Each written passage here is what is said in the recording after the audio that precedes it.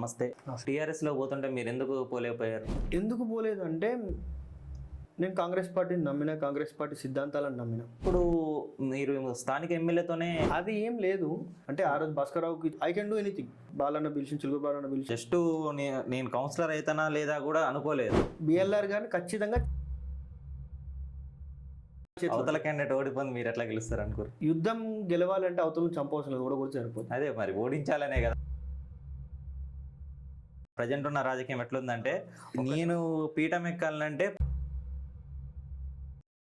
దాన్ని మార్చి యువకులు రావాలంటారు. ఇప్పుడున్న యూత్కి కాంగ్రెస్ పార్టీ కోసం బిఎల్ఆర్ అన్న గెలుపు కోసం నిద్రలేని రాత్రులు కూడా మీరు ఎక్కడున్న అరేంజ్మెంట్స్ ఆయన చేస్తారంట. ఎవరన్నా ఆపాలని చూసినా ఆగదు ప్రోగ్రామ్. చిన్న డౌట్, లేడీస్ ఎట్లా హ్యాపీ, ఎప్పుడు హ్యాపీ కావాలి?